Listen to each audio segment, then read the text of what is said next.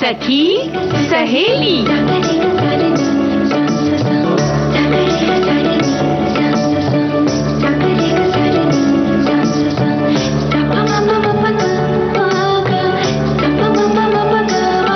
सखी सहेली।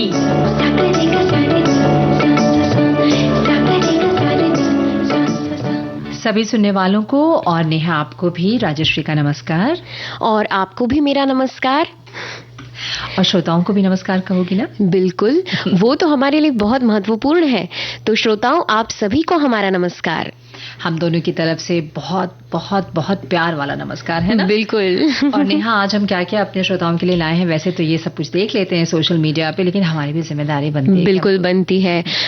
तो आज हम बात करेंगे दिवस विशेष यानी कि विश्व मानक दिवस पर, और हमारे श्रोताओं को बताएंगे कि क्या है मानकीकरण।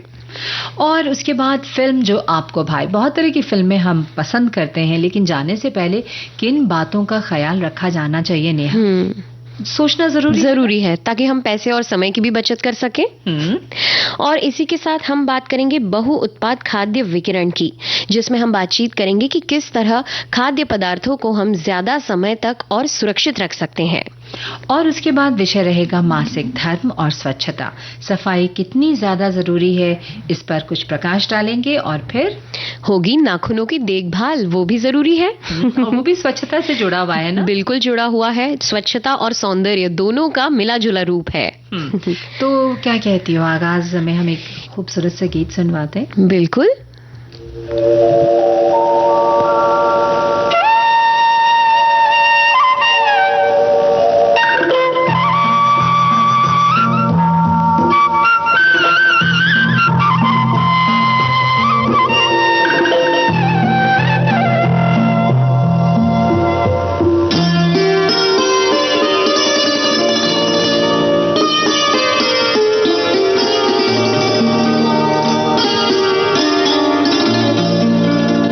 चांद सी महबूबा हो मेरी, कब ऐसा मैंने सोचा था।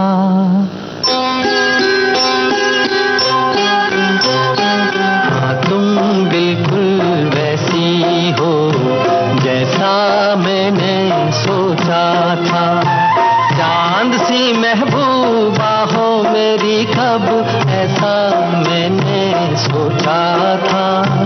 हाँ, तुम बिल्कुल वैसी हो जैसा मैंने सोचा था।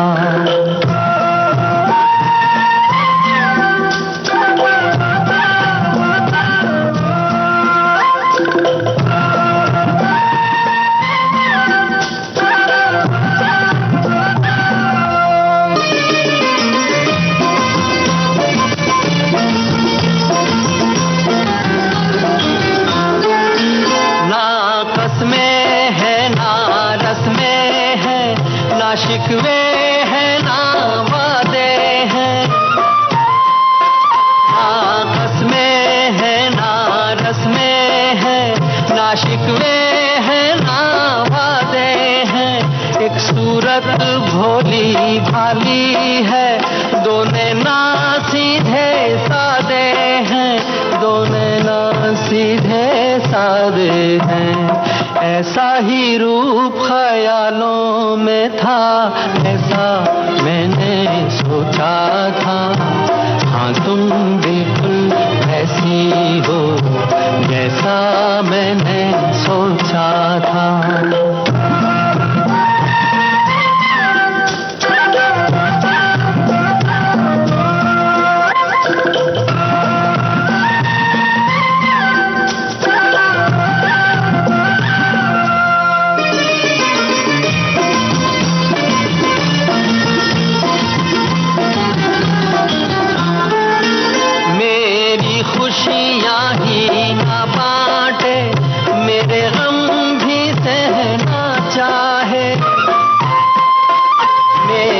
खुशियाँ ही ना बांटे, मेरे गम भी सहना चाहे। देखे ना ख्वाब वो महलों के, मेरे दिल में रहना चाहे, मेरे दिल में रहना चाहे। इस दुनिया में कौन था ऐसा जैसा मैंने सोचा था, हाँ तुम बिल्कुल वैसी हो जैसा मैंने सोचा था। चांद सी महबूबा हो मेरी कब ऐसा मैंने सोचा था, हाँ तुम बिल्कुल वैसी हो जैसा मैंने सोचा था, हाँ तुम बिल्कुल वैसी हो। कितना सुंदर सा गीत था ना। बेहद खूबसूरत। तो हम बात कर रहे थे विश्व मानक दिवस की, या इसे अंतर्राष्ट्रीय मानक दिवस भी कहा जाता है। ये हर साल 14 अक्टूबर को विश्व स्तर पर मनाया जाता है। इस दिन का उद्देश्य उपभोक्ताओं, नियामकों और उद्योग के बीच वैश्विक अर्थव्यवस्था में मानकीकरण के महत्व के बारे में जागरूकता बढ़ाना है। बिल्कुल। 1956 में लंदन में 25 देशों के प्रतिनिधियों की पहली सभा को चिन्हित करने के लिए इस तारीख को चुना गया था, जिन्होंने मानकीकरण की सुविधा के लिए एक अंतर्राष्ट्रीय संगठन बनाने का फैसला किया था। आईएसओ का गठन एक साल बाद 1947 में हुआ था। हालांकि पहला विश्व मानक दिवस 1970 में मनाया गया था। बात करें अगर आईएसआई मार्क की, तो 1950 से भारत में औद्योगिक उत्पादों के लिए एक मानक अनुपालन चिन्ह है। ये चिन्ह प्रमाणित करता है कि कोई उत्पादक भारत के राष्ट्रीय मानक निकाय भारतीय मानक ब्यूरो यानी कि बीआईएस द्वारा विकसित भारतीय मानक के अनुरूप है। आईएसआई भारतीय मानक संस्थान का एक प्रारंभिक रूप है।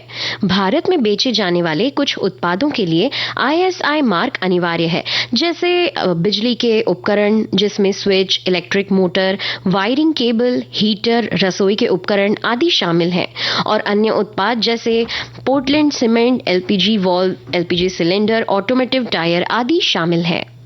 और ये दिन दुनिया भर में उन तकनीकी समुदायों के प्रयासों की सराहना करने के लिए मनाया जाता है जो अंतर्राष्ट्रीय स्तर पर स्वीकार्य मानकों को बनाने में योगदान करते हैं। और इसी तरह का एक एग मार्क है जिसे इसे भी खाद्य पदार्थों की सुरक्षा से जोड़ा जाता है। एग मार्क जो है शुद्ध रूप से खाद्य पदार्थों से जुड़ा हुआ प्रमाण चिन्ह है जो खाद्य वस्तुओं की शुद्धता को सुनिश्चित करता है। विश्व व्यापार संगठन द्वारा तय किए गए मानकों को ध्यान में रखते हुए भारत सरकार के खाद्य मंत्रालय द्वारा ये चिन्ह दिया जाता है। इस मार्क के मिल जाने से विक्रेता को अपने उत्पाद की शुद्धता को प्रमाणित करने के लिए मेहनत नहीं करनी पड़ती। क्रेता इस मार्क को देखकर ही उत्पाद की गुणवत्ता और शुद्धता पर विश्वास कर सकता है। और भारत में मानकीकरण गतिविधियों के सामंजस्यपूर्ण विकास के उद्देश्य से साल 1947 में भारतीय मानक संस्थान की स्थापना हुई। साल 1986 में भारतीय मानक संस्थान का नाम बदलकर भारतीय मानक ब्यूरो कर दिया गया और ये उपभोक्ता मामले, खाद्य और सार्वजनिक वितरण मंत्रालय के अंतर्गत काम करता है। और राजश्री जी, इसी के साथ हमारे श्रोता भी कुछ कह रहे हैं, तो उसे भी हम शामिल कर लें। बिल्कुल। हमारे एक श्रोता लिख रहे हैं कि विश्व मानक दिवस मानक वस्तुओं की गुणवत्ता को प्रदर्शित करने हेतु एक वैश्विक व्यवस्था है। उस व्यवस्था के तहत आज के दिन इस दिवस का आयोजन किया जाता है। उत्पादों की गुणवत्ता इन मानकों से ही स्थापित होती है, जिससे उपभोक्ताओं के हित सुरक्षित रहते हैं। भारतीय मानक ब्यूरो द्वारा ये मानक निर्धारित होते हैं। आईएसआई मार्क वाले उत्पाद भारत में उत्पादों की गुणवत्ता के प्रतीक हैं। ऐसे ही वैश्विक स्तर पर मानक निर्धारित किए जाते हैं। ऐसे ही मानकों के संरक्षण और संवर्धन हेतु आज का ये वैश्विक दिवस है। और एक श्रोता ने लिखा है कि भाई हर साल 14 अक्टूबर को मनाया जाता है ये दिन, जिसका उद्देश्य है मानकों के महत्व को उजागर करना। ये दिन मानक बनाने वाली संस्थाओं जैसे कि आईएसओ और अन्य राष्ट्रीय और अंतर्राष्ट्रीय संस्थाओं के योगदान को मान्यता देता है। मानक न केवल उत्पादों और सेवाओं की गुणवत्ता और सुरक्षा सुनिश्चित करते हैं, बल्कि वैश्विक व्यापार को भी सरल बनाते हैं। इस दिन विभिन्न कार्यक्रम और जागरूकता अभियान आयोजित किए जाते हैं ताकि लोगों को मानकों के लाभों के बारे में जानकारी मिल सके। और विश्व मानक दिवस का उद्देश्य मानक निर्माण के प्रति जागरूकता बढ़ाना और उनके महत्व को समझाना है। बिल्कुल। तो ये जो कुछ बातें हैं ये बहुत महत्व रखती हैं, नहीं? बिल्कुल महत्व रखती हैं, बहुत जरूरी है हम सबको जानना इसके बारे में। और उद्देश्य के बारे में और भी कुछ बता रही हैं ना आप? असल में ये जो विश्व मानक दिवस है इसे मनाने का कुछ उद्देश्य है, और वो उद्देश्य कुछ ऐसा है कि मानकीकरण के महत्व को बढ़ाना, ताकि लोगों को ये पता चले कि मानकीकृत जो वस्तुएं हैं वो असल में उनके एक स्टैंडर्ड मेंटेन किया जाता है और वो अच्छी और सुरक्षित वस्तुएं हैं। इसी तरह उत्पादों और सेवाओं की गुणवत्ता में सुधार करना। जब कोई स्टैंडर्ड्स जब डिसाइड किए जाते हैं तो जाहिर सी बात है कि हम अगर कोई उत्पाद तैयार कर रहे हैं तो हम उन्हें उन स्टैंडर्ड्स से मिलाना चाहेंगे ताकि हमारा उत्पाद भी उतना ही बिक सके। इसी तरह वैश्विक व्यापार और आर्थिक विकास को बढ़ावा देना और उपभोक्ताओं के अधिकारों की रक्षा करना इसका उद्देश्य है। बिल्कुल। और एक श्रोता ने लिखा है कि ये दिन उन हजारों विशेषज्ञों के प्रयासों का सम्मान करता है जो American society of mechanical engineers और अंतर्राष्ट्रीय इलेक्ट्रॉनिकल कमीशन, इसके अलावा अंतर्राष्ट्रीयकरण के लिए अंतर्राष्ट्रीय संगठन विच इज ISO, अंतर्राष्ट्रीय दूरसंचार जैसे मानक विकास संगठनों के भीतर स्वैच्छिक मानकों को विकसित करते हैं। Union ITU electrical and electronics engineer संस्थान IEE और इंटरनेट इंजीनियरिंग टास्क फोर्स विश्व मानकों का उद्देश्य वैश्विक अर्थव्यवस्था के मानकीकरण के महत्व के रूप में नियामकों, उद्योग और उपभोक्ताओं के बीच जागरूकता बढ़ाने के लिए है। और इसके अलावा आप ये भी लिखते हैं कि 1946 में जब 25 देशों के प्रतिनिधियों ने पहली बार लंदन में इकट्ठा किया और मानकीकरण को सुविधाजनक बनाने पर केंद्रीय एक अंतर्राष्ट्रीय संगठन बनाने का फैसला किया। हालांकि एक साल बाद ISO का गठन हुआ था और ये 1970 तक नहीं था कि पहला विश्व मानक दिवस मनाया गया था। तो काफी सारी जानकारी हमें लगता है विश्व मानक दिवस के बारे में हो चुकी है। क्यों ना एक गीत सुन लिया जाए? बिल्कुल। लिखे जो खत तुझे वो तेरी याद में हजारों रंग के नजारे बन गए। लिखे जो खत तुझे वो तेरी याद में हजारों रंग के नजारे बन गए। सवेरा जब हुआ तो फूल बन गए, जो रात आई तो सितारे बन गए। लिखे जो खत तुझे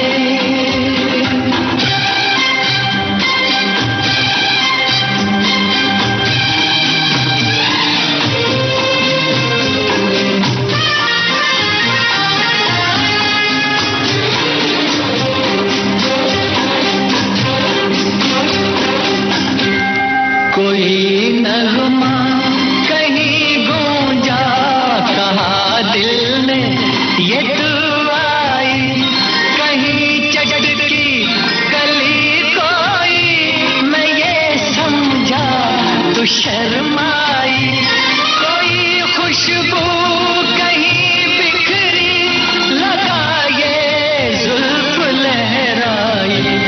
लिखे जो खत तुझे वो तेरी याद में हजारों रंग के नजारे बन गए।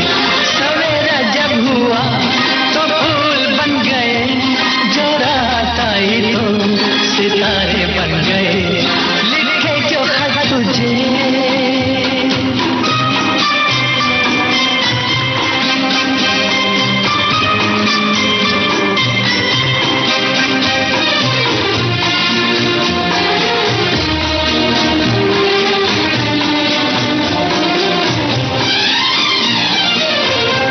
फिजा रंगी अदा रंगी, ये इठलाना ये शर्माना, ये अंगड़ाई ये तन्हाई, ये तरसा कर चले जाना।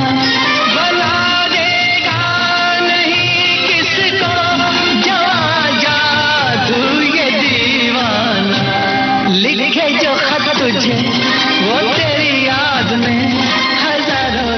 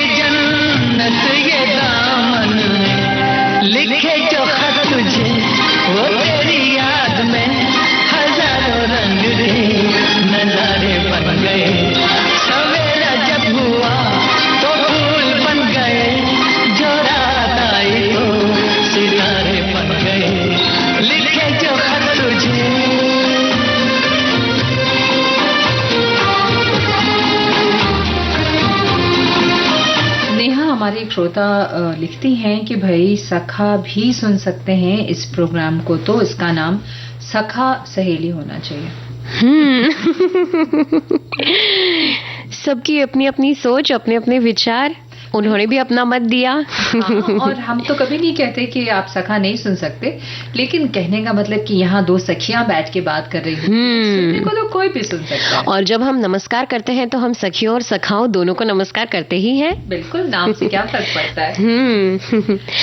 हमारा जो विषय था विश्व मानक दिवस, इस पर एक और हमें संदेश प्राप्त हुआ है।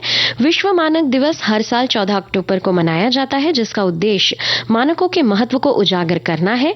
ये दिन मानक बनाने वाली संस्थाओं जैसे कि ISO और अन्य राष्ट्रीय और अंतर्राष्ट्रीय संस्थाओं के योगदान को मान्यता देता है। बहुत सुंदर। और अब हम अपना विषय बदलकर दूसरे विषय पर आते हैं, है ना। और हमारे एक श्रोता ने बहुत ही अजीब सी बात लिखकर भेजी है कि भाई पिछले 4 साल में हमें तो यही सबसे सरल विषय लग रहा है, बाकी सारे कठिन विषय होते हैं हमेशा। बहुत कठिन विषय होने के कारण हम तो किसी विषय पर लिख नहीं पाते हैं। तो फिर आज सरल विषय पर कुछ लिखा है उन्होंने क्योंकि हमने जो फिल्म की बात की है ना, तो शायद मुझे लगता है कि हमें अपना विषय बताने में, टॉपिक बताने में कहीं कोई कमी रह गई या गलती रह गई। क्योंकि देखो ना, सबने फिल्मों की बात लिखी है। जी, यहाँ पर हम ये कहना चाह रहे हैं कि जब हम फिल्में देखने जाते हैं तो हम किस तरह फिल्मों का चुनाव करें, कौन सी फिल्में जो हमें भाती है, हमारे मन को भाती है, और इन सब बिंदुओं पर किस तरह विचार करके हम जाएं, उन बिंदुओं को आज हम बात करेंगे। तो भाई सबसे पहले तो ये है कि फिल्म की समीक्षा और रेटिंग देखें ताकि आपको पता चले कि फिल्म कैसी है ना। ये जानना बहुत जरूरी है, क्योंकि कभी कभी हम बिना कुछ देखे चले जाते हैं, बाद में पता चलता है कि ये मूवी हमारे इंटरेस्ट की थी ही नहीं। तो इससे अच्छा है कि हम पहले ही इन चीजों का ध्यान रखें। वैसे एक बात और है ना नेहा, इस बात पे अगर सोचो तो, कि हो सकता है जो फिल्म मुझे अच्छी लगती है वो आपको ना अच्छी लगे, और आपको जो अच्छी लगती है मुझे उतनी पसंद नहीं आए। क्योंकि बहुत लोगों को फिक्शन पसंद आता है, बहुत लोगों को पैरेलल सिनेमा पसंद आता है, अलग अलग विषय पे। लेकिन फिर भी किसी भी तरह की फिल्म हो हाँ, जो है वो देख कर जाना जरूरी है। बिल्कुल। इसी तरह फिल्म का विषय, बिल्कुल जो बात अभी आपने कही वही है ये, कि विषय और शैली। अब हमारी रुचि किस में है ये भी हमें जान लेना जरूरी है। अगर हमें हॉरर नहीं पसंद है और हम देखने चले जाते हैं तो जाहिर सी बात है हमें उसमें मजा नहीं आएगा और ना ही हम उसे एंजॉय करेंगे, बल्कि हो सकता है कुछ लोगों को फिल्म में नींद आने लगती है। तो ऐसा कुछ हो उससे पहले हम देख लें कि फिल्म का विषय हमारे रुचि का है या नहीं। बिल्कुल। और भाई फिल्म में कौन से कलाकार हैं, अगर आपके पसंदीदा कलाकार हैं तो बनता है कि आपको जाना है, और उनका अभिनय कैसा है, ये सारा कुछ रेटिंग्स में भी आपको पता चल जाता है। इसी तरह फिल्म के निर्देशक कौन है, उनका अनुभव क्या है, वो भी जान लेना बहुत जरूरी है। क्योंकि कभी कभी ऐसा भी होता है कि फिल्म देखने चले गए लेकिन हमें निर्देशन पसंद नहीं आ रहा, तो जरूरी है कि हम जान लें कौन निर्देशक है। हाँ, कई बार जैसे देखो बासु भट्टाचार्य, उनकी फिल्में लोग जरूर देखते थे, जरूर पसंद करते थे, तो इन बातों का भी ख्याल रखना जरूरी है। फिल्म की लंबाई भी बहुत मायने रखती है, क्योंकि अगर हम फिल्म देखने चले जाएं और फिल्म बहुत लंबी है और हमारे पास अगर उतना समय नहीं है तो फिर हम उठ के तो बीच से आ नहीं सकते। इसलिए ये भी जान लेना जरूरी है कि फिल्म की लंबाई कितनी है, फिल्म बड़ी है, छोटी है, हमारे पास उतना समय है, ये देखना जरूरी है। एक फिल्म आई थी मौसम मतलब वो नई वाली, जिसमें शाहिद कपूर, पंकज कपूर जी ने बनाई थी। तो ये फिल्म ना बहुत लंबी फिल्म थी, मतलब मुझे लगता था कि 2-2, 3-3 बार उसका जिसे कहते हैं कि इंटरवल होना जरूरी। हाँ। बैठे बैठे जैसे इंसान थक जाता है। वही।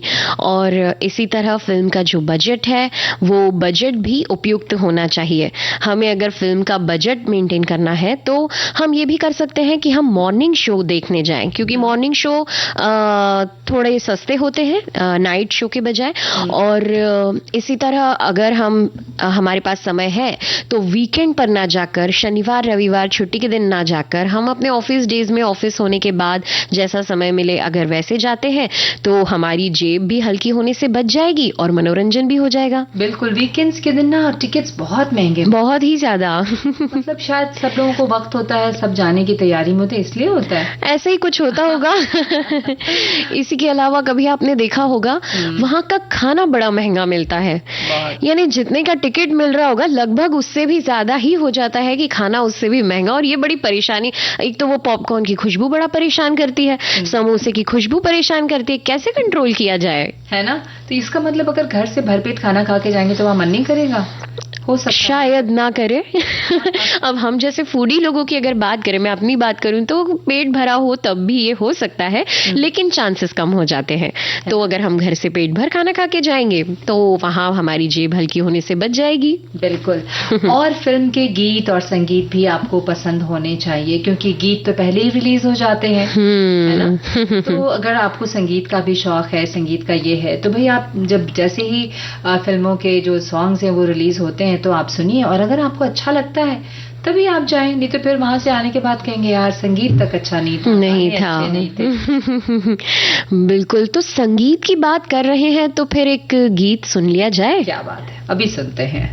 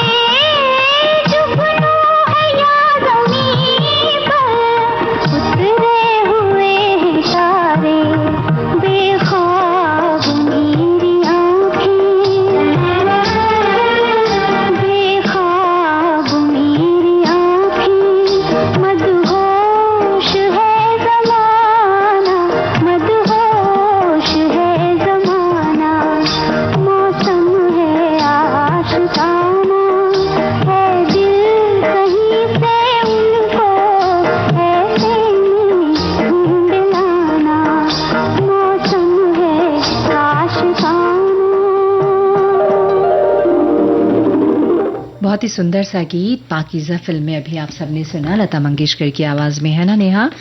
बहुत ही प्यारा। और बहुत सारे संदेश आ गए।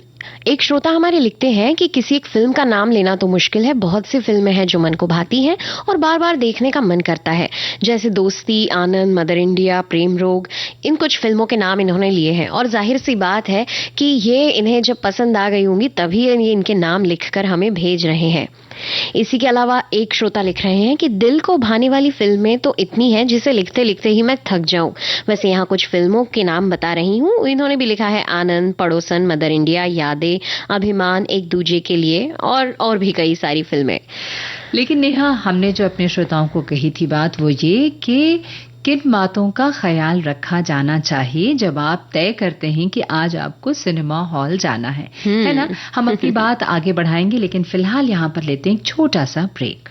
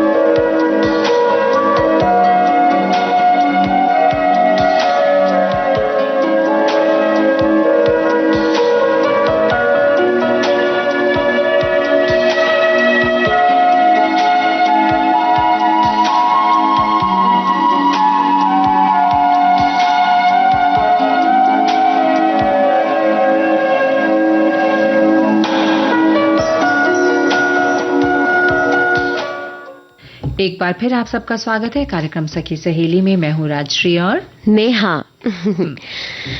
तो एक श्रोता हमारे लिख रहे हैं कि मुझे तो सबसे पहले मधुर कर्ण प्रिय गानों वाली पारिवारिक और देशभक्ति पूर्ण फिल्में ही पसंद आती रही हैं। मैंने कभी कोई मारधाड़ वाली जासूसी थ्रिलर फिल्म नहीं देखी। बचपन से ही साफ सुथरी अनगिनत फिल्में जो मैंने अपने मामा जी, मम्मी, पापा और सहेलियों के साथ सिनेमा हॉल में देखी है। मदर इंडिया, बंदिनी, मुगले आजम, नया दौर, घराना, अनेकों फिल्में हैं। और ऐसे ही हमारे और भी श्रोताओं ने ना अब उन फिल्मों का जिक्र किया है जो उन्होंने बचपन में देखी, जो उन्हें बहुत अच्छी लगी, और आज उसका जिक्र उन्होंने इस कार्यक्रम में किया है। लेकिन नेहा, हम अपने श्रोताओं को ये बताना चाहेंगे कि भाई फिल्म की सेंसर सर्टिफिकेट जरूर देखें ताकि आपको पता चले कि अगर आप परिवार के साथ जा रहे हैं तो फिल्म कौन सी उम्र के लोगों के लिए उपयुक्त है। ये जान लेना बेहद जरूरी है। हमारे साथ एक घटना हो चुकी है ऐसी। बताओ ना। हम एक बार हॉरर फिल्म देखने गए थे और मेरी बहन 18 से कम उम्र की थी। अब हम वहां पहुंच गए, टिकट लिए, फिर बाद में पता चला कि उसका टिकट नहीं ले सकते क्योंकि वो 18 से कम उम्र की है, तो उसके लिए वो उपयुक्त नहीं है। फिर थिएटर जाने के बाद वो जो एक छोटा सा उसका चेहरा उतर गया और वो लेकर घर जाना पड़े, ऐसी कोई घटना आपके साथ ना हो, इसलिए ये जानना बेहद जरूरी है। और पहले की फिल्मों में इतना ज्यादा मुझे लगता है सजग होने की जरूरत भी नहीं होती थी। पारिवारिक फिल्में बनती थी, साफ सुथरी फिल्में बनती थी, तो ये ए सर्टिफिकेट और सी सर्टिफिकेट का चक्कर नहीं होता था। लेकिन समय बदल गया है जी। तो भाई आप थिएटर की सुविधाएं भी देखें, जैसे कि सीट, ध्वनि प्रणाली यानी जो म्यूजिक या साउंड है, और विजुअल क्वालिटी अच्छी होनी चाहिए क्योंकि आप 3 घंटे का वक्त उस हॉल में गुजारने जा रहे हैं। और इसी के साथ एक श्रोता लिख रहे हैं कि हम अपने विभिन्न अवस्था परक रुचियों के अधीन ही जीवन यापन करते रहते हैं।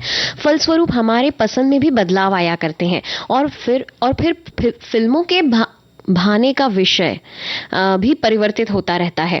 फिर ऐसे ही बदलाव के परिणाम स्वरूप एक दिन ऐसा भी आता है कि फिल्म देखने की इच्छा ही धीरे धीरे कम हो जाती है। वैसे अपने दौर की सभी फिल्में ही मनोरंजन करती हैं। 3 से अधिक घंटे की फिल्में भी देखी गई हैं जिसमें 2-2 इंटरवल हुआ करते थे। फिर कम समय की फिल्म भी बनाई गई। इसमें आनंद और मिली का क्या ही कहना। लेकिन अब तो और भी ज्यादा कम समय की फिल्में बन रही हैं। हाँ, लेकिन इसीलिए तो लोग OTT पे और घर में थिएटर में मतलब अपने टीवी पे देख लेते हैं। लेकिन जो सिनेमा हॉल में फिल्में आती हैं वो ज्यादातर 2-2.5 घंटे की ही फिल्म होती है। और भी एक बात का ख्याल आपको रखना है भाई, फिल्म देखने का समय और तारीख दोनों आप देखें, वो भी आपके लिए बहुत उपयुक्त होगा। कौन सा टाइम आपको सूट करता है उसमें भी नेहा पता है, अगर आप बहुत फर्स्ट शो देखते हैं अगर 10 बजे वाली, तो आपको पता है उसमें भी टिकट जो है वो बहुत महंगा नहीं होता है ना, भीड़ भी कम होती है। सुबह 10 बजे कौन हॉल पहुंचेगा? जिसको फिल्में पसंद है वही व्यक्ति सुबह 10 बजे हॉल पे पहुंच सकता है।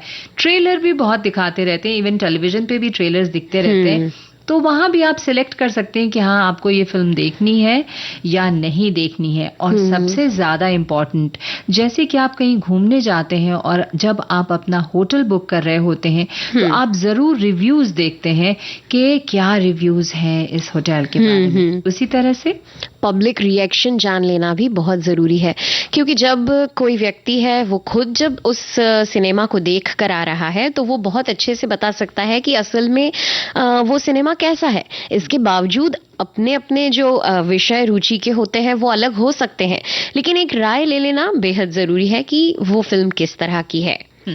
और एक श्रोता ने लिखा है, जैसे पिया मन भाई वैसी ही फिल्म जो मन भाई।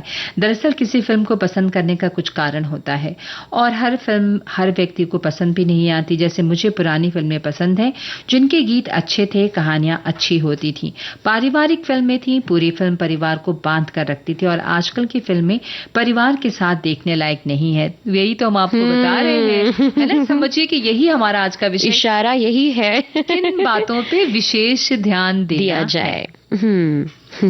एक श्रोता लिख रहे हैं कि शोले ये फिल्म 1975 में रिलीज हुई थी। ये फिल्म मुझे इतनी अच्छी लगती है कि मैंने एक साल में 25 बार देखी थी। इस फिल्म की खासियत ये है कि पूरा मनोरंजन करती है और ये रोजमर्रा की जिंदगी से अलग है, तो हमें पारिवारिक फिल्में अच्छी लगती हैं। और अभी जस्ट हमारे एक श्रोता लिखते हैं कि राष्ट्रीय दीदी नेहा बहन नमस्कार, आपने सही बोला है, कभी भी मूवी देखने जाओ तो घर से ही भरपेट भोजन करके जाना चाहिए, वरना कैसी भी अच्छी मूवी हो हमें खाली पेट देखेंगे तो अच्छी नहीं लगेगी। पेट भरा होगा तो कितनी भी बेकार मूवी होगी अच्छी लगेगी, लेकिन बेकार मूवी आप ना जाए, इसीलिए तो हम आगाह कर रहे हैं। तो नेहा क्या कहती हो, एक गाना सुनवाते हैं अपने श्रोताओं को? बिल्कुल।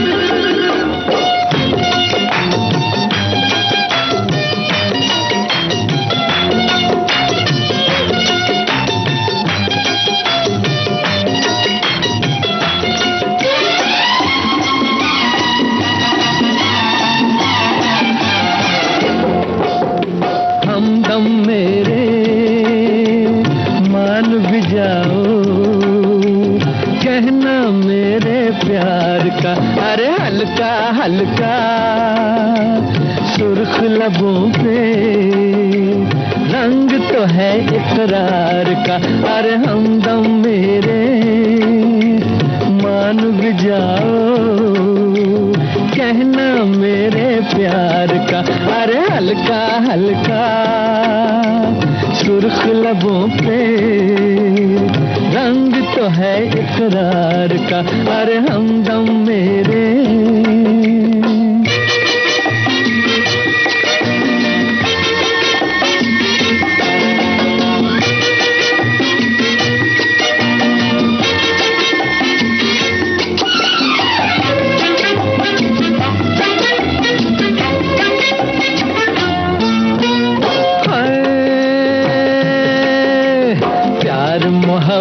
की हवा पहले चलती है, फिर एक लट इनकार की रुख पे ढलती है। है प्यार मोहब्बत की हवा पहले चलती है, फिर एक लट इनकार की रुख पे ढलती है। ये सच है कम से कम तो ऐ मेरे सनम, लटे चेहरे से सरकाओ तमन्ना आंखें मलती है। हाय हमदम मेरे मान भी जाओ, कहना मेरे प्यार का अरे हल्का हल्का सुर्ख लबों पे रंग तो है इकरार का, अरे हमदम मेरे।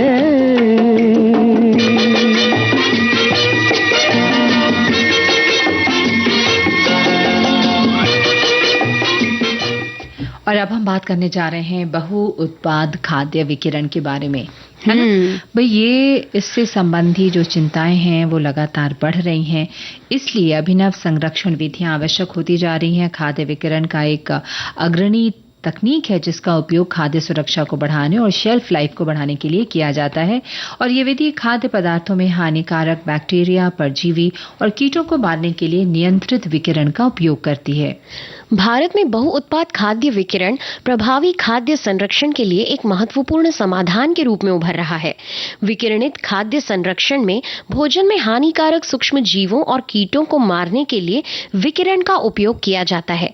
इससे इसकी सुरक्षा बढ़ जाती है और शेल्फ लाइफ भी बढ़ जाती है। और विकिरण द्वारा खाद्य संरक्षण में खाद्य पदार्थों में मौजूद बैक्टीरिया और कीटों को मारने के लिए विकिरण का उपयोग किया जाता है। इस प्रक्रिया में खाद्य सुरक्षा सुनिश्चित करने के लिए गामा किरणों, एक्सरे या इलेक्ट्रॉन किरणों का उपयोग किया जाता है। और भारत में खाद्य विकिरण अधिक लोकप्रिय हो रहा है और इसे अधिक अपनाया जा रहा है तथा इसके लिए सहायक नियम बनाए जा रहे हैं। ये उद्योग बढ़ रहा है जो प्रौद्योगिकी की प्रभावशीलता को दर्शाता है। बहुउत्पाद खाद्य विकिरण से विभिन्न खाद्य प्रकारों का एक साथ उपचार किया जा सकता है और ये तरीका कारगर है और इसने भारत में खाद्य सुरक्षा और शेल्फ लाइफ पर सकारात्मक प्रभाव डाला है। खाद्य विकिरण तकनीक को स्वीकृति भी मिल रही है। विभिन्न खाद्य क्षेत्र में सुरक्षा में सुधार और शेल्फ लाइफ बढ़ाने के लिए इस पद्धति को अपना रहे हैं। सुरक्षित खाद्य उत्पादों की बढ़ती मांग को पूरा करने के लिए भारतीय सरकार और खाद्य उद्योग इस तकनीक में निवेश कर रहे हैं। और हम आपको ये भी बता दें कि विकिरण द्वारा खाद्य संरक्षण से शेल्फ लाइफ तो बढ़ ही जाती है, विकिरण सूक्ष्म जीवों और कीटों को मारकर भोजन को सुरक्षित रखता है जो भोजन को खराब करते हैं, और ये प्रक्रिया हानिकारक बैक्टीरिया के विकास को रोकने में भी मदद करती है। नतीजा, विकिरणीय भोजन लंबे समय तक सुरक्षित और ताजा रह सकता है। डिब्बाबंदी, फ्रीजिंग और सुखाने के विपरीत विकिरण में तापमान परिवर्तन का उपयोग नहीं किया जाता है। इसके बजाय ये रोगाणुओं को सीधे लक्षित करने के लिए विकिरण का उपयोग करता है। और ये विधि अक्सर भोजन के बाद बनावट और पोषण को कुछ पारंपरिक तरीकों से बेहतर बनाए रखती है। विकिरण का आमतौर पर भोजन के स्वाद और बनावट पर न्यूनतम प्रभाव पड़ता है और कुछ अन्य तकनीकों की तुलना में पोषण मूल्य को बेहतर बनाए रखने में मदद करता है। और एक श्रोता हमारे लिख रहे हैं कि खाद्य विकिरण खाद्य संरक्षण की गैर तापीय ऊर्जा कुशल गैर रासायनिक और भौतिक विधि है जिसमें खाद्य पदार्थ को विभिन्न आयनकारी और गैर आयनकारी विकिरणों के संपर्क में लाया जाता है। इसका उपयोग किसी उत्पाद के पोषक मापदंडों को प्रतिकूल रूप से प्रभावित किए बिना उसकी शेल्फ लाइफ को बढ़ाने के लिए किया जाता है। तो बस हम यहाँ पे एक छोटा सा गीत अपने श्रोताओं को सुनवा देते हैं। सबके कदम देखो रम रम पम, आज ऐसे गीत गाया करो, कभी खुशी कभी गम गम तारा रम रम पम, हंसो और हंसाया करो। उठे सबके कदम देखो रम रम पम, आज ऐसे गीत गाया करो, कभी खुशी कभी गम तारा रम रम पम पम पम, हंसो और हंसाया करो।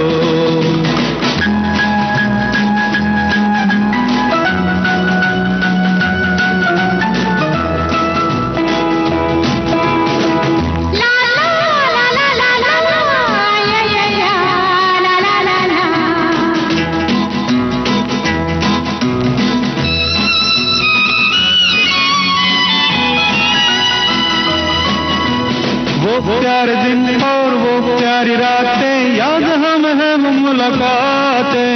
नहीं कोई गम मुझे नहीं है गिला, जिंदगी की राह में मिला है जब से तू मुझे रे हमदम। शबनम हम है और तुम शोला बन जाया करो।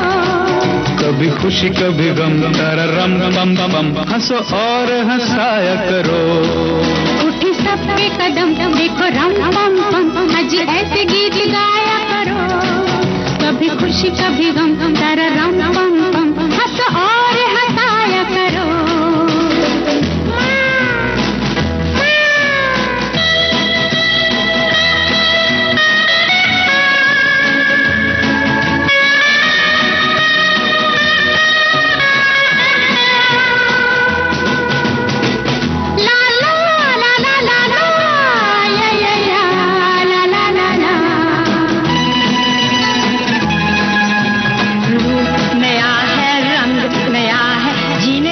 जाने कहाँ ढंग गया है। किसे है फिक्र, किसे क्या पसंद, प्यार के जहां में रजामंद जब हम तुम हम बन गए हैं सनम, बेधड़क तू मेरे घर आया करो। कभी खुशी कभी गम, तारा रम बम बम, हंसो और हंसाया करो। उठे सबके कदम, देखो रम बम बम बम, अजी ऐसे गीत गाया करो। कभी खुशी कभी गम, तारा रम बम बम, हंसो और हंसाया करो। उठे सबके कदम, देखो रम बम बम, अजी ऐसे गीत गाया करो। कभी खुशी कभी गम, तारा रम बम बम, हंसो और हंसाया करो।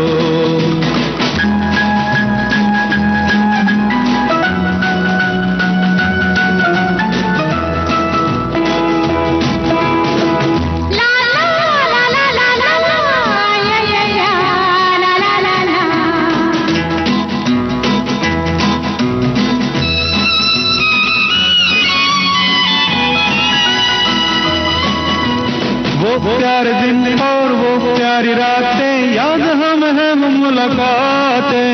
नहीं कोई गम मुझे नहीं है गिला, जिंदगी की राह में मिला है जब से तू मुझे रे हमदम। शबनम हम है और तुम शोला बन जाया करो। कभी खुशी कभी गम, तारा रम बम बम, हंसो और हंसाया करो। उठी सबके कदम, देखो रम बम बम, अजी ऐसे गीत गाया करो। कभी खुशी कभी गम, तारा रम बम बम, हंसो और हंसाया करो। हंसना और हंसाना दोनों बहुत जरूरी होता है, रिश्तों में भी, दोस्ती में भी और यहाँ कार्यक्रम में भी। बिल्कुल जरूरी है। और जरूरी और क्या है? बेहद जरूरी है कि हम अपने स्वास्थ्य का भी ख्याल रखें और स्वच्छता का भी ध्यान रखें। बिल्कुल।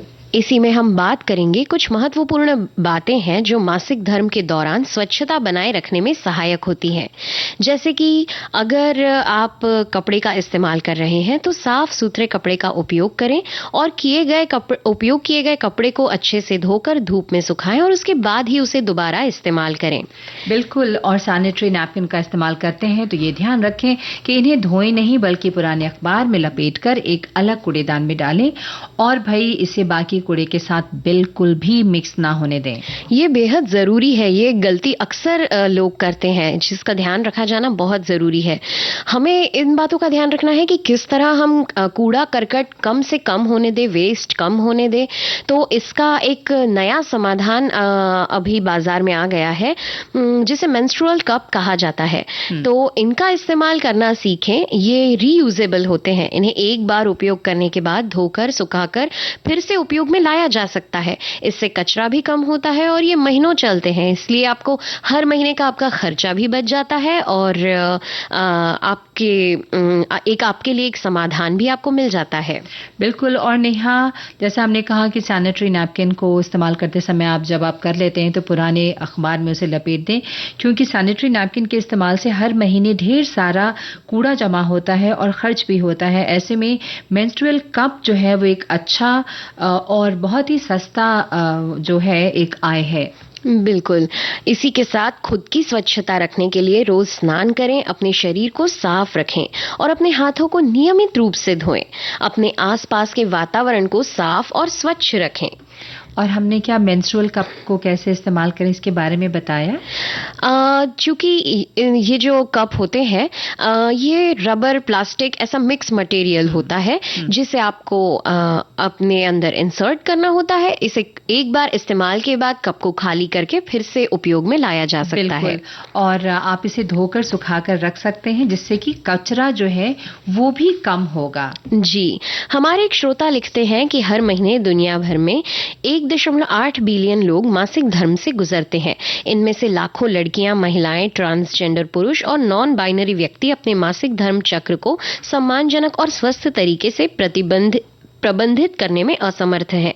मासिक धर्म की शुरुआत का मतलब है किशोरों के जीवन में एक नया चरण और नई कमजोरियां। फिर भी कई किशोर लड़कियों को मासिक धर्म के दौरान कलंक, उत्पीड़न और सामाजिक बहिष्कार का सामना करना पड़ता है। ट्रांसजेंडर पुरुषों और गैर बाइनरी व्यक्तियों को भी अपनी लिंग पहचान के कारण भेदभाव का सामना करना पड़ता है, जिससे उन्हें उन सामग्रियों और सुविधाओं तक पहुंच से वंचित होना पड़ता है जिसकी उन्हें जरूरत होती है। बिल्कुल। और एक श्रोता ने लिखा है कि भाई आज सबसे चुनौतीपूर्ण मुद्दों में से ये एक है। महिला का मासिक धर्म स्वास्थ्य, उसकी भलाई और उसके परिवार और समुदाय के कल्याण के लिए भी जरूरी है। लेकिन कई बार विशेष रूप से विकासशील दुनिया में मानसिकता, रीति रिवाज और ये जो धर्म को आज भी भारतीय समाज में एक टैबू माना जाता है। माताएं अपनी बेटियों के साथ इस विषय पर बात करने से हिचकती हैं और उनमें से कई में युवावस्था और मासिक धर्म पर वैज्ञानिक ज्ञान की कमी होती है। इस वर्जना को यानी जो टैबू है उसको भारतीय समाज में अभी भी प्रासंगिक होने के मुख्य कारण निरक्षरता की उच्च दर, विशेष रूप से लड़कियों में गरीबी और मासिक धर्म, स्वास्थ्य और स्वच्छता के बारे में जागरूकता की कमी है। तो जब हम स्वच्छता की बात कर रहे हैं तो स्वच्छता के साथ साथ सौंदर्य की बात भी कर ली जाए। बिल्कुल कर लेंगे, लेकिन अभी हमारे पास वक्त है नेहा, तो हम और भी अपने श्रोताओं को बता दें जो आपने हमें बहुत सारे जो संदेश भेजे हैं मासिक धर्मों को लेकर, उसके बारे में हम आपको ये भी बता दें कि ये एक सामान्य शारीरिक चक्र है, लेकिन आज भी संकोच, पूर्वाग्रह और भेदभाव से घिरी हुई है ये बात। नतीजतन लोगों को माहवारी और संबंधित उत्पादों के बारे में सही जानकारी भी नहीं है। शौचालय का उपयोग करने और आवश्यकता पड़ने पर मदद मांगने में बाधाओं का सामना करना पड़ता है। इसलिए इस टैबू से निकलें, बाहर निकलें। और एक श्रोता लिखते हैं कि भारत में 350 मिलियन से अधिक महिलाएं और बालिकाएं रहती हैं जो हर माह मासिक धर्म के नैसर्गिक चक्र से गुजरती हैं। उनमें से कई के लिए तो मासिक धर्म आज भी एक टैबू या वर्जित विषय है जो कि संकोच एवं भेदभाव का स्रोत बना हुआ है। तो बस हम आज इसीलिए हमने ये विषय रखा और आप तक ये बात पहुंचाने के लिए कि इसमें साफ सफाई रखनी बहुत जरूरी है और भी कुछ विशेष जो जरूरी बातें हैं हमने आप तक पहुंचाई हैं। लेकिन जैसा आपने कहा कि स्वच्छता के साथ सुंदरता, सफाई सब जुड़े हुए हैं एक दूसरे से। तो आज हम बात करेंगे नाखूनों की देखभाल पर। क्या कहती हैं आप? बिल्कुल, नाखूनों के देखभाल के बारे में हमारे कई सारे श्रोताओं ने जल्दी जल्दी लिख के भेज दिया है। नाखूनों की देखभाल करना हमारे स्वास्थ्य और सौंदर्य के लिए महत्वपूर्ण है। कुछ तरीके हैं जिनसे हम नाखूनों की देखभाल कर सकते हैं, जैसे कि नाखूनों को नियमित रूप से काटें और उन्हें काटने के बाद एक जैसा फाइल करें ताकि वो नाखून किसी कपड़े में फंसकर या किसी को लगे नहीं, या चादर में नहीं अटके या आपके कपड़ों में नहीं अटके। और नाखूनों को नम रखने और उन्हें तेल या मॉइस्चराइजर से मॉइस्चराइज जरूर करें। नाखूनों को सूखा बिल्कुल ना होने दें। नाखूनों को मजबूत बनाने के लिए विटामिन ई या बायोटीन लें। विटामिन ई या बायोटीन गाजर, बादाम, काजू, अखरोट, पिस्ता, हरी सब्जियां, अलसी के बीज, सूर्यमुखी के बीज, अंडा, मांस, मछली, दूध, दही आदि में मिल जाता है। और नाखूनों पर अधिक जोर न डालें और उन्हें टूटने से बचाएं। टूटे हुए नाखून दिखने में भी बुरे लगते हैं और उससे किसी को नुकसान भी पहुंच सकता है। और बहुत लोगों को बड़े नाखूनों का शौक होता है। तो अगर आप अपने नाखूनों को जल्दी बढ़ाना चाहते हैं तो नारियल तेल और नींबू के रस को मिलाकर नाखूनों पर लगाइए। इसके अलावा आप बादाम के तेल की भी मालिश नाखूनों पर कर सकते हैं, या फिर विटामिन ई वाला तेल हो तो उसे भी नाखूनों पर मल सकते हैं। और नाखूनों पर एलोवेरा जेल की मालिश करने से नाखून चमकदार रहते हैं और नरम रहते हैं। दही और शहद को मिलाकर नाखूनों पर लगाने से नाखूनों में नरमी और नमी दोनों बनी रहती है। इसमें एक बात का ध्यान रखना जरूरी है कि नाखूनों पर पूरे समय नेल पॉलिश ना लगा कर रखें, इससे नाखूनों को नुकसान हो सकता है। स्वस्थ आहार लें जिसमें विटामिन और मिनरल्स होते हैं। इसके अलावा जब भी आप नेल पॉलिश लगाएं तो पहले बेस कोट लगाएं, उसके बाद नाखूनों को पेंट करें। इसके अलावा आप घर में ही अलग अलग नेल पॉलिश की मदद से नेल आर्ट भी कर सकते हैं। बिल्कुल, और पुदीना के तेल से भी कुछ फायदा होता है ना। पुदीना के तेल को भी अगर आप नाखूनों पर लगाएं तो बहुत अच्छा होगा। इसके अलावा गर्म पानी में नाखूनों को भाप दें और फिर तेल लगाएं, इससे ज्यादा बेहतर परिणाम मिलेंगे। और गाजर के रस को भी नाखूनों पर लगाया जा सकता है। और कोशिश करें कि अच्छी क्वालिटी की नेल पेंट का इस्तेमाल आप करें ताकि नाखून खराब ना हो। और कई बार आदत होती है ना राजश्री जी, नाखूनों को खुरचने की, उस आदत से हमें बचना चाहिए। इसके अलावा नाखूनों को दांत से काटने की, स्कूल में ऐसा होता था ना अक्सर, अगर अब नाखून चेक होने वाले हैं तो हम दांत से ही नाखून काट लेते थे ताकि डांट से बच जाए।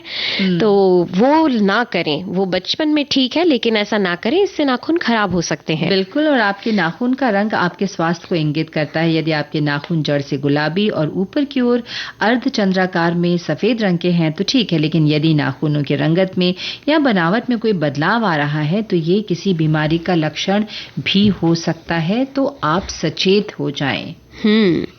और इसी तरह हमारे कुछ श्रोता भी हैं जो लिख रहे हैं, आपके नाखूनों के नीचे बैक्टीरिया पनपने से रुक जाते हैं। पानी के साथ बार बार या लंबे समय तक संपर्क में रहने से नाखून फट सकते हैं। बर्तन धोते समय, सफाई करते समय या कठोर रसायनों का उपयोग करते समय सूती रबर के दस्ताने पहने। इसी के साथ एक श्रोता हमारे लिख रहे हैं कि अपने नाखूनों को तेल से मॉइस्चराइज करें ताकि वे लचीले और मजबूत बने रहें।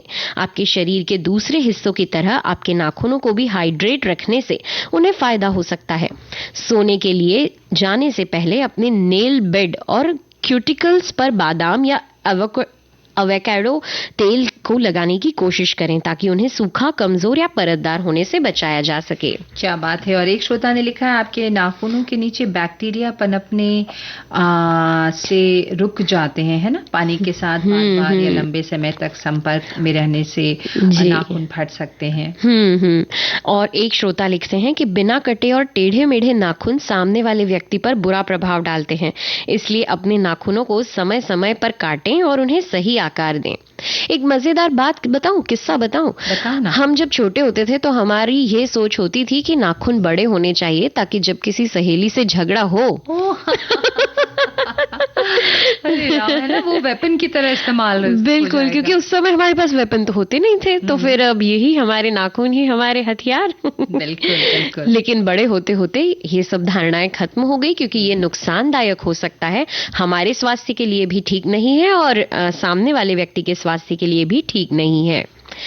अपने नाखूनों को कमजोर होने से रोकने के लिए उन्हें एक संगत दिशा में फाइल करें। नाखूनों को आगे और पीछे फाइल करना समय के साथ उन्हें गंभीर रूप से नुकसान पहुंचाता है। अपने नाखूनों की देखभाल के टूल्स को हर महीने 70% या अधिक स्ट्रॉन्ग आइसोप्रोपिल अल्कोहल में डिसइंफेक्ट करें। नाखून के लचीलेपन को बनाए रखने और नाखूनों को डिवाइड होने से बचाने के लिए अपने नाखूनों को ट्रिम करने के बाद मॉइस्चराइज करें, ऐसा हमारे एक श्रोता ने सभी को सुझाव दिया है। बिल्कुल, और बहुत सारे श्रोताओं ने मॉइस्चराइजर की बात की है कि नाखूनों को मॉइस्चराइज करना बहुत जरूरी होता है। मुझे लगता है कि पानी भी खूब पिएं, पानी कम पीने से भी नाखून जो है वो कमजोर होने लगते हैं थोड़ा सा। और मॉइस्चराइजर जरूर लगाएं, उसको साफ रखें। जैसा भी हमने बात की कि भाई सफाई बहुत जरूरी है, तो नाखूनों में भी गंदे, अगर आप नाखून बड़े रखने का शौक है आपको तो आप जरूर रखें, लेकिन समय समय पे काटे भी, लेकिन उसकी साफ सफाई करते रहें, क्योंकि नाखूनों में गंदगी जो है वो फंस जाती है। कई बार धूल धक्कड़ सब कुछ, सारा दिन आप हाथ से ही तो इस्तेमाल करते हैं, काम करते हैं। और खाना बनाने या फिर जाने अनजाने में हम कभी उंगली मुंह में यदि डाल लेते हैं तो ऐसे में संक्रमण का शिकार होने के चांसेस बढ़ जाते हैं। बिल्कुल। हमारे एक श्रोता लिख रहे हैं, नाखूनों को साफ रखने का सबसे अच्छा तरीका है कि आप समय समय पर अपने हाथों को धोते रहे। इससे न केवल उनमें पनपने वाले बैक्टीरिया से मुक्ति मिलेगी, बल्कि आपके नाखून हमेशा साफ और ताजे दिखेंगे। बेहतर परिणाम के लिए गुनगुने पानी का इस्तेमाल करें, पर ध्यान रहे बहुत ठंडा और बहुत गर्म पानी आपकी त्वचा को नुकसान पहुंचा सकता है। बिल्कुल। तो अब हमारे जो कार्यक्रम का समय है ना नेहा, पीछे मुड़ के देखो, मैं तो सामने देख सकती हूँ कि अब जाने का है, तो हम अपने सखा और सहेलियों से है ना इजाजत ले लेना चाहिए। कुछ कहना चाहती हो? बिल्कुल। हम अपने श्रोताओं को बता दें कि आज के कार्यक्रम की प्रस्तुतकर्ता है अनुश्री पाठक जी, और अब इसी के साथ दीजिए अपनी सखी नेहा और राजश्री त्रिवेदी को नमस्कार।